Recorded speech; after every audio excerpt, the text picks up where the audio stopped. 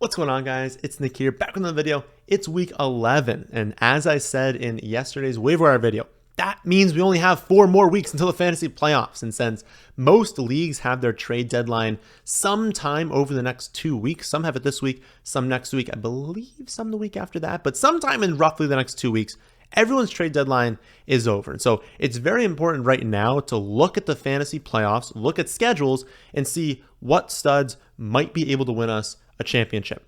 Also, I know trading is very hard, and so instead of going like super in depth on like 3 or 4 players, I tried to cast a wider net this week, look at a bunch of different players that have a really good schedule, just in case there's a few players in your league who are asking just egregious asking points. You have like a larger list to go after. So we've got 10 players to trade for, 7 players to trade away this week. So sit back, hit the like button. Let's start things off with Bijan Robinson. I know that's a scary name to hear, and yes, I understand he's been annoying this season. Yes, I understand he's on bye this week. That can hurt you if you're trading for someone who's on bye, but it works the other way too.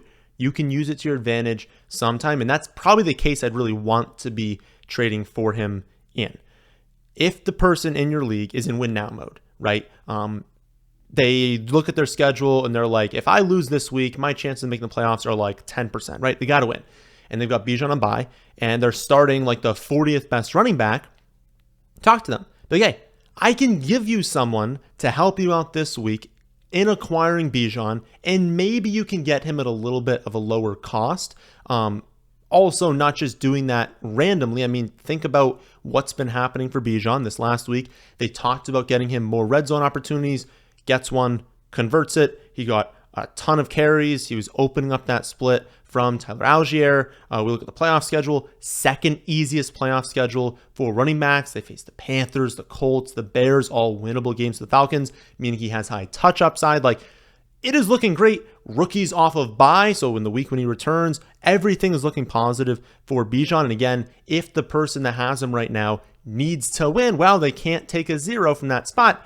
Well, they're not going to take a 0, right? They're going to play someone. But if they don't have a good option, help them out in acquiring Bijan. Bijan is not your cup of tea, which I know he's not for a lot of people. How about Austin Ekeler? Won't be cheap, but if you're going for the high end, that's who I'd go after. He's also not coming off a bad game, but Chargers have the single easiest schedule for opposing running backs. They face the Raiders, Bills, and Broncos in the playoffs, in what are all going to be must-win games for the Chargers, and we kind of see him get a little bit higher like snap share, touch share in those games. We've got just injuries around this team. Like, they need to use Austin Ekeler if they want to be winning these games. Also, he's been good this season, but we haven't really seen his like true ceiling yet, which should keep his price down. Had he been going off like last season, scoring touchdowns every week, he'd be impossible to trade for. And he's doing well recently, but he hasn't gone off. Probably a good time to be trading for him, especially with the schedule coming up. If you're looking a little bit cheaper, DeAndre Swift is another really good option. Swift is 14th in expected points per game over the last month. The Eagles are the 6th most valuable backfield for fantasy production at the running back position, and they have the 5th best playoff schedule for opposing running backs. They face the Seahawks, the Giants, and the Cardinals in the 3 fantasy playoff weeks. Swift is also another player that hasn't really hit his ceiling recently. He's gone off 3 times this season, but the last 3 weeks have been much quieter, especially in the receiving department for him. And not only does he have a really, really easy schedule in weeks 15 through 17, but before that, leading up to the fantasy playoffs, they face the Chiefs, the Bills, the 49ers, the Cowboys. Those are spots that really lend themselves towards DeAndre Swift, because those are offenses that are absolutely going to push the Eagles, absolutely going to get up at times. We could see a lot of receptions in the near future for DeAndre Swift. And so I think just like rest of season, every single game sets up well for him. Great player to trade for. Final running back you could trade for is Derrick Henry, coming off a huge dud game last week. That definitely helps in trading for him. But his playoff schedule is really, really nice. 3rd easiest playoff schedule overall, taking on the Texans twice and the Seahawks once. He'll have elite rushing touchdown upside in the games against the Texans. Texans are pretty decent at running backs overall, but every running back ever scores against the Texans. But remember what I said last week, right? We talked about him last week and we said there's still a risk that they bench Henry late, that they're like, we're out of the playoffs, you're a million years old, we don't need to run you into the ground. And so I would only trade for Henry if you also acquire Spears, whether that's through a trade, whether he's on free agency. I would want both of them on my team. I would not want to risk it, give up a lot for Henry, and then have Spears be the ones that goes off in the fantasy playoffs. I'd want both them on my team. Transitioning to wide receivers to buy. Number one in my eyes is Cooper Kupp. Been dreadful the last 2 weeks, but he and Stafford should be good to go now. He has the third easiest playoff schedule. He faces the Commanders, Saints, and Giants.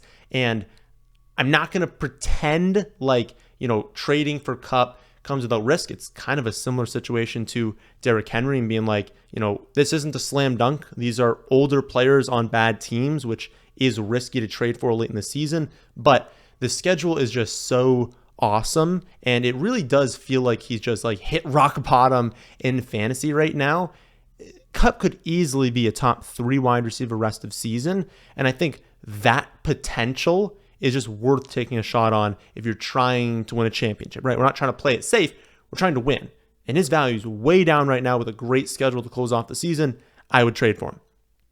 After Cooper Kupp, I trade for DK Metcalf. He's been sort of quiet recently. He hasn't scored since week 4, hasn't cracked 100 yards since week 3, but Seattle has by far the easiest playoff schedule, taking on the Eagles, Titans, and Steelers. No other team has even close to as easy a schedule as that. And so if we're also buying low on a very talented player, just like not really hitting recently, when we add in that the schedule is amazing when it matters the most, that makes him an unbelievable buy. After DK Metcalf, you can look at Deebo Samuel. He's had a brutal season overall. He's dealt with injuries really since the first month of the season, but he returned last week. He looked fully healthy. The 49ers not only have the 4th easiest playoff schedule, but if you combine all of their remaining weeks, not counting week 18, obviously, they have the easiest remaining schedule. So like with Metcalf, you're kind of taking a player who we know is obviously very talented, and you're just buying into that player, saying, I think your stock is a little bit down right now from where it would be on average. Plus, you've got the best schedule of any wide receiver, and so every week we're going to have these really positive matchups. Doesn't mean it'll go off every week, but every week he's going to have a significant ceiling. Great player to trade for as well. After those 3, I do see a drop-off into the next 2. I think they're quality wide receivers to go after, but definitely a little bit more speculative. And I'd want to make sure if you're trading for these next 2 that you're very happy with the deal. With the ones we talked about before, I'd be a little bit more okay being like, okay, this is a fair trade. I wouldn't want to do a fair trade for these 2. I'd want to try and win these deals, but it's Chris Olave and Devonta Adams. Olave is on bye this week, so it's the same thing as Bijan. I'd try to look at this and be like, okay, if this person needs a wide receiver or they need a flex option, they need something to get them by, probably a good opportunity to, make them aware of that. Be like, hey, it's a must win for you and you don't have Olave. I'll take him for this week. You get this other player. Maybe you're losing the deal, but you can maybe squeak yourself into the playoffs if you can get this one done. There's a small chance that Jameis Winston is their starting quarterback after the bye. That would be huge. Like going from Carr to Winston, like NFL football wise is, maybe not even an upgrade, but for fantasy, if we've got Winston at quarterback, wheels up for Chris Olave. He'd be a wide receiver 1 rest of the season. So I don't think it's going to happen, to be honest, but it could happen. He's also got an above average playoff schedule, and so there's just potential there. Again, I said it's more speculative, but there's a lot of potential there, and he's obviously a great player, so we've talked about a lot. And then Adams has had a really rough season, obviously, but he's coming off a really good game against the hardest opponent in the NFL. He's got a really strong remaining schedule, really strong playoff schedule, especially. He faces the Chargers, the Chiefs, and the Colts. I know it's tough investing in the Raiders offense, but he should be fairly easy to get for being Devonta Adams. And we all know the upside, right? Many players who are producing the same as him right now do not have like 11 for 170 and 2 touchdowns in the range of outcomes. He does. And it's just nice to have players with that sort of ceiling and to buy low on them when you can.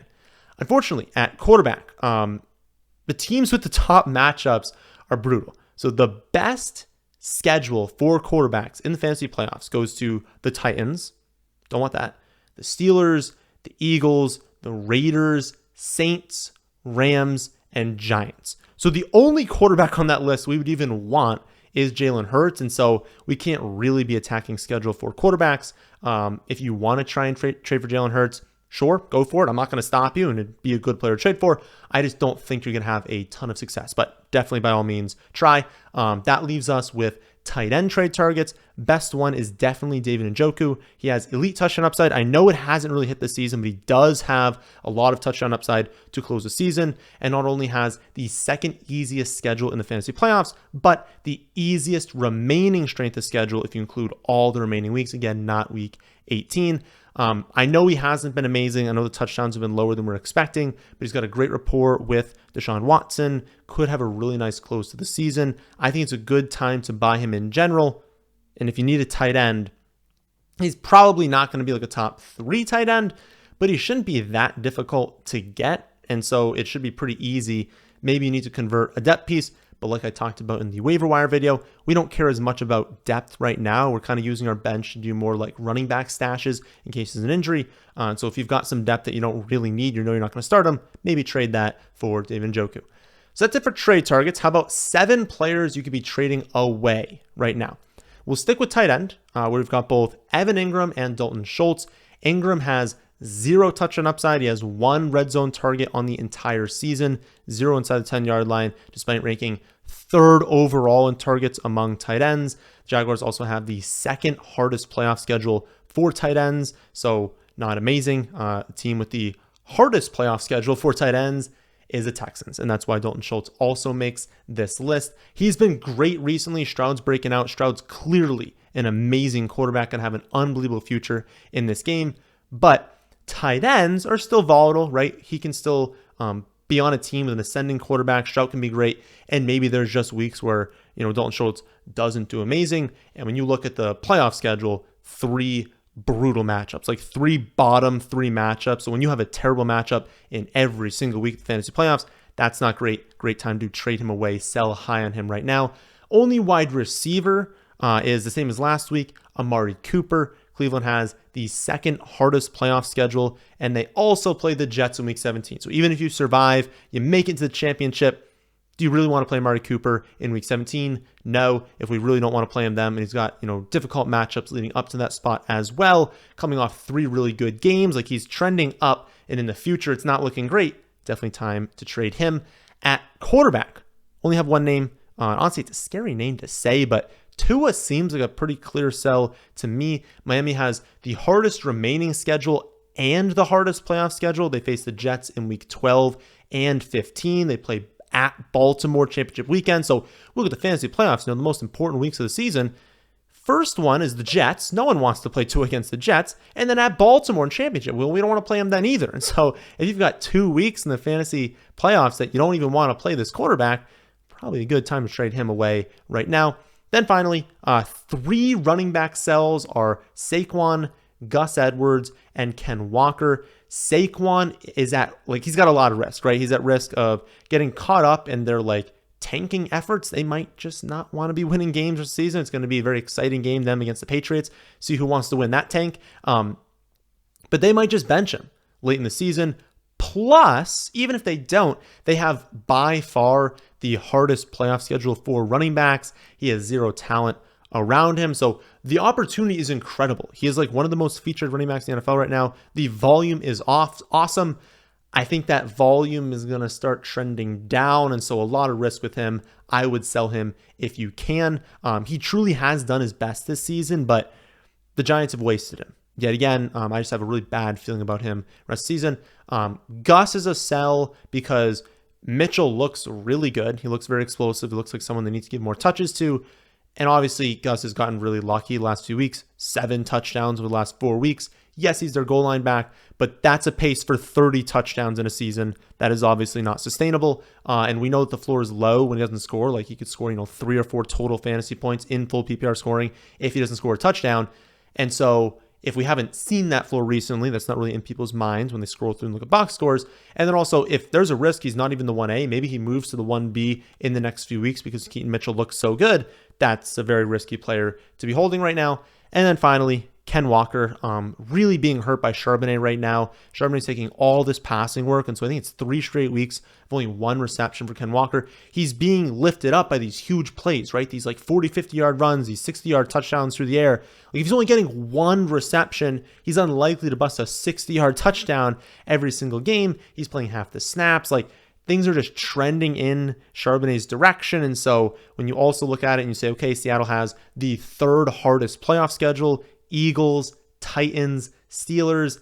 That's not great. Probably want to trade him away. So that is 10 players you can trade for, 7 you can trade away. You can see all of my rest of season strength of schedule data and the fantasy playoff strength of schedule data by position on my website, thefantasyfootballadvice.com. And if you want, you can hop into our free Discord. You can ask people trade questions there. You can tag me at NZylak in the Discord. I will try to answer all of those questions. You can find a link to that also in the description, whether you're listening on Spotify or watching on YouTube. Again, it is free. So make sure you subscribe so you don't miss any of my future videos, and make sure to leave a like if you watched this far. But that'll do it for this one, and thanks for watching.